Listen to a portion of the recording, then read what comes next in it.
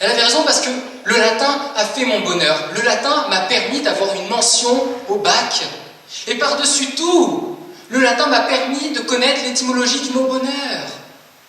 Quelle chance!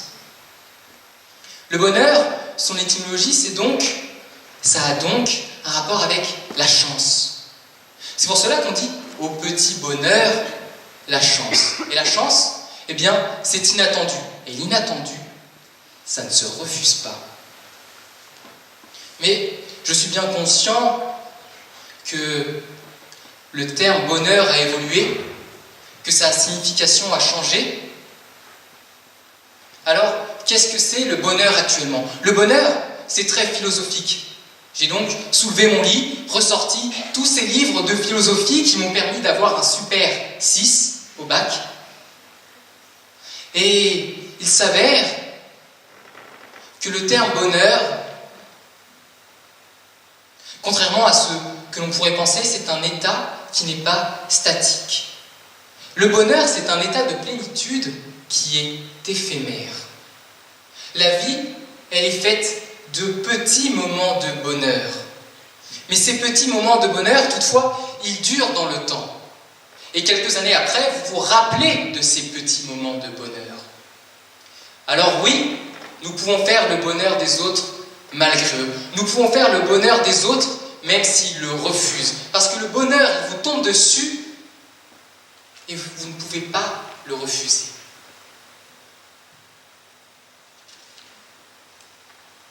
Le terme « malgré » n'a évidemment pas qu'une seule signification. Je vous ai dit que pour certains, cela signifiait refuser. Refuser au premier abord. Mais le terme « malgré », cela signifie aussi que l'on n'a pas cherché. Alors, peut-on faire le bonheur des autres alors qu'ils n'ont pas cherché le bonheur? Bien évidemment. Mais pourquoi donc? Eh bien, parce que le bonheur, contrairement aux dividendes du CAC 40, il ruisselle. C'est le ruissellement.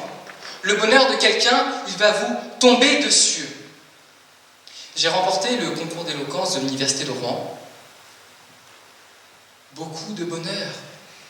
Mais aussi beaucoup de bonheur pour mon frère, beaucoup de bonheur pour ma mère, beaucoup de bonheur pour mon père, beaucoup de bonheur pour ma grand-mère, beaucoup de bonheur pour mon grand-père, beaucoup de bonheur pour mes autres grands-parents qui n'étaient même pas présents. Le bonheur, c'est contagieux. Le bonheur, c'est une maladie. Et c'est une maladie que je vous souhaite d'attraper. Les autres peuvent donc faire votre bonheur. Les autres peuvent vous donner cette maladie qui est le bonheur. Vous pouvez attraper le bonheur.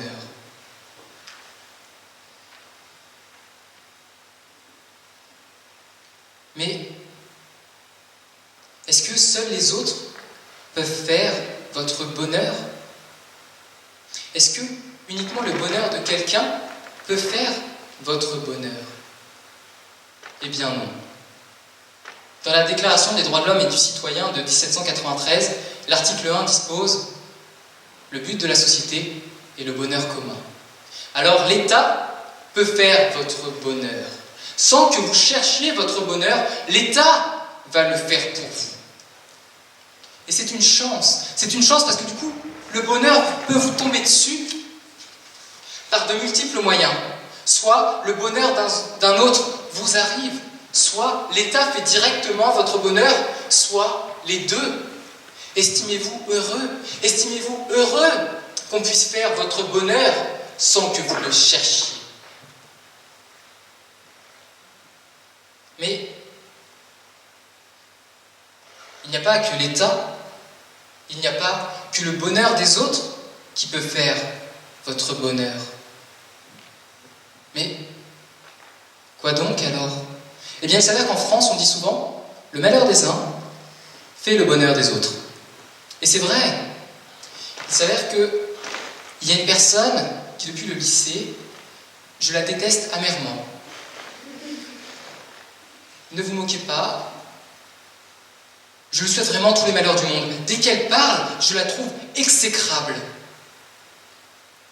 Eh bien, il s'avère qu'un jour, cette personne, j'ai appris qu'elle s'était fait tromper. C'est mal, et c'est pas gentil. mais cela m'a rempli de bonheur. Son malheur a fait mon bonheur. Et cela a été il y a quelques années, et aujourd'hui j'y repense. Et je souris. Je souris de bonheur, parce que le malheur des uns fait le bonheur des autres. Parce que son malheur fait mon bonheur. Il a fait mon bonheur hier, il fait mon bonheur aujourd'hui, mais il fera mon bonheur demain.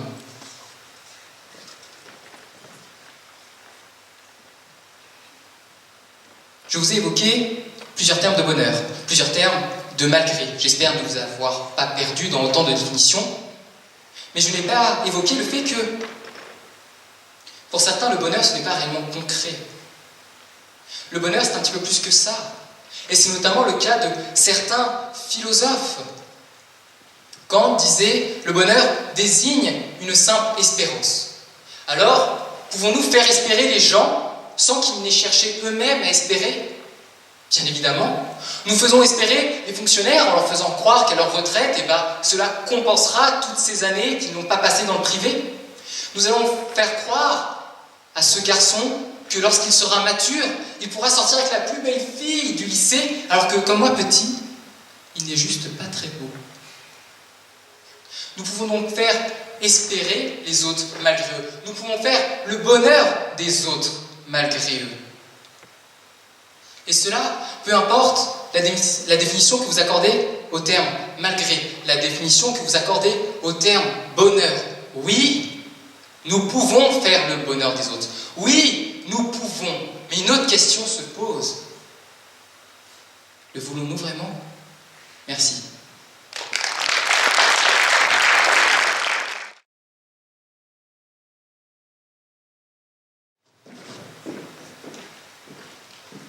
Mesdames, Messieurs, membres du jury, bonjour. Mesdames, Messieurs, membres du public, bonjour. Mon cher contradicteur, je vous salue. Peut-on faire le bonheur des autres malgré eux? Notez que pour moi, le fait d'essayer de rendre heureux mon copain après une énième défaite du Paris Saint-Germain m'a démontré que cela est impossible. Mais bon, fermons cette parenthèse. Car oui, autrement dit, puis-je, moi, en dépit de la volonté d'une autre personne, faire son bonheur? Je pense que cela est invraisemblable. Et je vais vous expliquer pourquoi. Premièrement, je pense qu'il convient de s'attacher à la notion même de bonheur. Qu'est-ce que le bonheur? Des philosophes ont depuis des siècles cherché à le définir en écrivant des pages, formant par la même occasion de nombreux clivages, qui ont aujourd'hui donné naissance à de célèbres adages, tels que par exemple, ou tels que plutôt, l'argent ne fait pas le bonheur. Le bonheur semble ainsi être une notion qui échappe à tout contrôle, une notion qui nous file entre les doigts. Malgré tout, l'on sait que le bonheur est un état de satisfaction totale, un état qui exclut tout désir, tout manque, toute frustration, tout désir, tout manque, toute frustration, j'en oublie un. On va rester sur les trois, c'est pas grave. Alors, prenez garde. Contrairement au plaisir, car oui, le plaisir et le bonheur sont deux notions complètement différentes. Contrairement au plaisir, le bonheur est une notion qui renvoie à l'éternité. Alors, si jamais on admettait la possibilité d'en effet pouvoir faire le bonheur des autres malgré eux, il faudrait être éternel. Oui, il faudrait être éternel. Il faudrait se maintenir pour procurer encore et encore ce bonheur qu'on fait à l'autre personne, qu'on lui procure. Or, nous le savons tous ici, cela est impossible. Tout est éphémère. Rien ne dure. Nous avons tous une fin. Peut-on faire le bonheur des autres malgré eux? Je tourne et retourne le sujet dans ma tête. Peut-on réellement songer à un bonheur déplaisant, à un bonheur désagréable? C'est inconcevable. Rien qu'en le disant. Vient se soulever aussi une autre question par la même occasion. Qui est ici ou ailleurs assez légitime pour m'imposer sa conception du bonheur? C'est quoi le bonheur? Le bonheur n'est pas un concept que l'on impose à tout va en ayant pour seul prétexte « c'est pour ton bien ». C'est quoi mon bien? Faire des études? Ou comme mon cher contradicteur, faire du latin? Avoir un corps de rêve? Une bonne situation professionnelle? Eh bien, permettez-moi, mesdames, messieurs, membres du jury, mesdames, messieurs, membres du public, je ne le crois pas. En effet, si avec Aristote, le fait que le bonheur soit une notion, soit plutôt le but ultime de tout homme sur Terre semble être un acquis, nul n'a jamais su définir le bonheur en tant que tel. Car si tous les hommes aspirent au bonheur, ces derniers ont tous une conception différente du bonheur. Par conséquent, on ne peut nous l'imposer. Comme le disait le principe delphique, connais-toi toi-même. Le bonheur apparaît ainsi comme le surcroît qui me sera octroyé à la suite de l'examen que j'aurai fait sur moi-même. On ne peut m'imposer d'être heureux. Mais je vais essayer d'être plus concrète, de vous donner un exemple plus précis. Moi, en tant qu'extraordinaire amie et fidèle que je suis, j'essaye de rendre mon amie heureuse, qui est en deuil. Vous le comprendrez, à cette période de sa vie, elle ne veut ni savoir ni entendre personne. Mais par miracle, j'arrive à la revoir.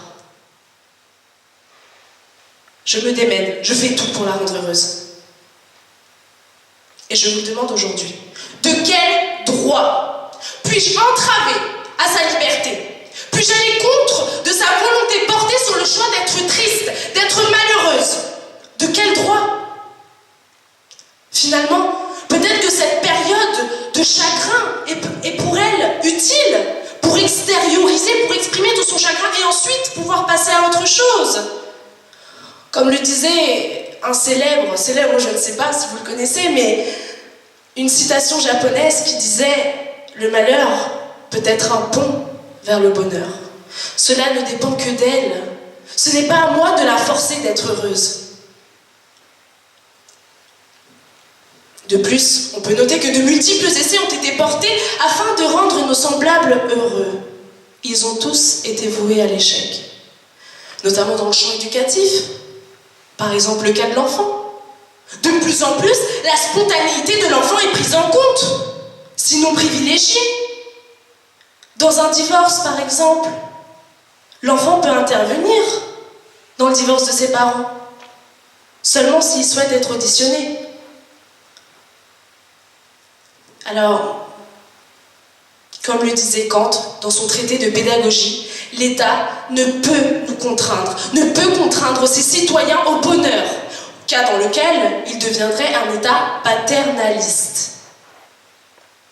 Et un État paternaliste, mesdames, messieurs, ça peut être dangereux. Car cela revient en fait à infantiliser les hommes, à leur faire comprendre qu'ils sont incapables de définir ce qui leur est nuisible ou utile, de leur faire comprendre qu'ils sont incapables de eux-mêmes définir leur bonheur. Le bonheur ne peut nous contraindre à être heureux, sans porter par la même occasion atteinte à notre liberté. Car sans liberté, il n'y a pas de bonheur. Aussi, le gouvernement paternaliste, en privant ses habitants de liberté, en les faisant miroiter sur la notion du bonheur, s'assure que ces hommes ne deviendront jamais de réels hommes, des hommes majeurs, capables de savoir ce qu'est leur bonheur. Alors, je pense qu'il faut tout de même nuancer le propos. On peut, et ce n'est pas mauvais, d'essayer de conseiller une personne, de la guider sur une voie. C'est même moral quand la personne le demande.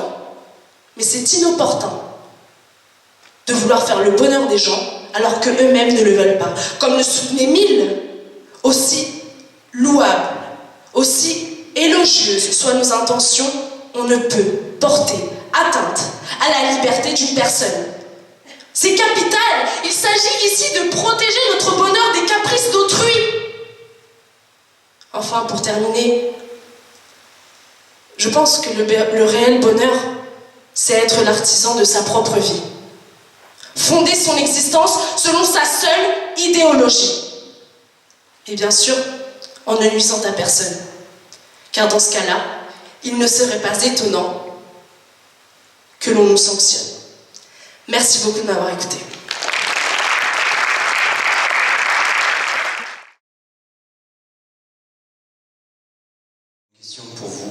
fait. Donc il a été défendu là que l'État faisait le bonheur des gens. Et là, vous n'êtes pas d'accord avec ça. Finalement, pourquoi avoir rendu l'école obligatoire et est-ce que le fait de rendre l'école obligatoire, ça n'a pas permis à certaines personnes de s'émanciper et d'accéder au bonheur? Alors je pense que l'État a en fait, certes, il a un rôle très important dans la vie de ses citoyens, mais je vais essayer de répondre à votre question en deux parties. Premièrement, je pense que l'État est là pour assurer la sécurité, l'ordre, la coexistence pacifique entre nous tous, une certaine égalité. Mais le bonheur, comment l'État peut-il savoir ce que va faire, ce que notre bonheur est en réalité? Le bonheur n'est pas une notion universelle. Il dépend de chacun de nous, de notre vécu, de nos aspirations, de nos rêves. Je pense que l'État est juste là pour, comme je l'ai dit et je me répète, assurer l'ordre et la sécurité. Et l'école a été implantée pour ça. Merci.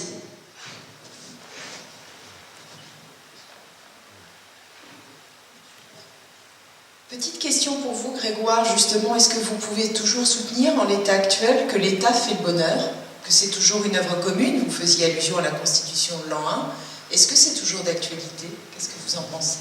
Alors, déjà, l'État peut faire le bonheur, mais je pense qu'en ce moment, il n'en a pas vraiment envie. Et je pense que c'est pour ça qu'il nous tire dessus à coups de LBD, parce qu'en ce moment, il ne veut pas réellement notre bonheur, mais j'espère que prochainement, il le voudra, et alors on pourra l'avoir.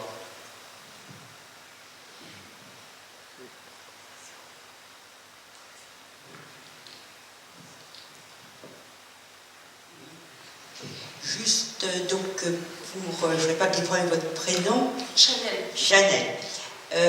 Vous citez le principe delphique, connais-toi toi-même. Et comment on fait pour se connaître? Est-ce qu'on peut se connaître sans se passer des autres? Alors, c'est un petit peu notre question, celle du bonheur. Hein. Mais comment on fait? Je pense que pour se connaître soi-même, déjà, il faut donner le temps au temps. Il faut grandir. Il faut être face à certaines situations.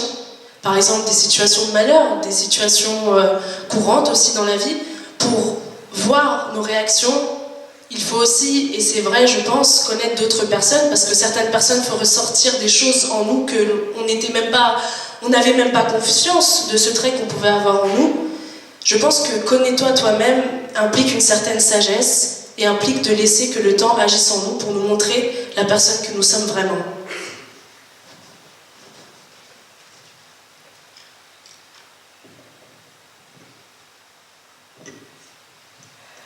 Si j'ai bien entendu tout à l'heure, je crois que c'était d'ailleurs à l'occasion d'une citation, vous avez dit que le bonheur pouvait être éternel.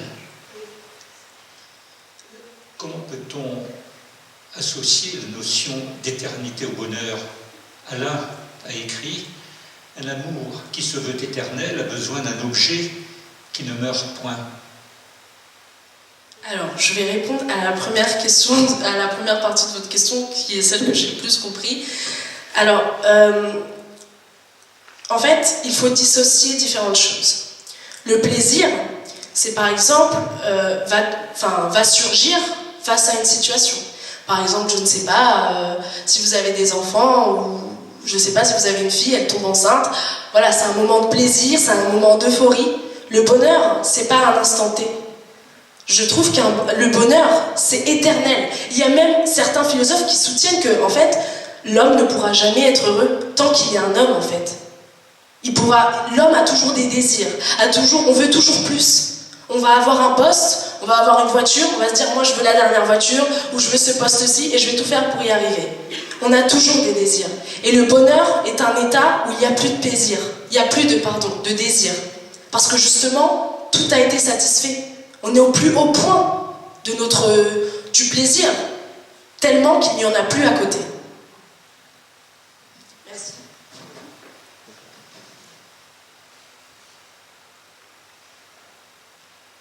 Juste une dernière question peut-être à Grégoire, qui puisse s'exprimer également. Alors donc vous pouvez pas être d'accord avec ça, puisque vous avez dit que le bonheur est un état de plénitude éphémère. Donc pour vous, le bonheur est forcément éphémère. Oui, évidemment, le bonheur, ce sont des petits moments dans la vie qui s'additionnent. On ne peut pas dire que c'est impossible de dire que le bonheur, c'est que lorsqu'on n'a plus de désir. Dans ce cas-là, cela voudrait dire que le bonheur, au final, ça n'existe pas. Et si le bonheur n'existe pas, eh bien, on ne serait pas là, ici, à débattre sur le bonheur. Le bonheur existe, et c'est des petits moments dont on se rappelle dans le temps. Il y a effectivement une question de temporalité qui arrive plus tard pour se rappeler de ces moments de bonheur passé.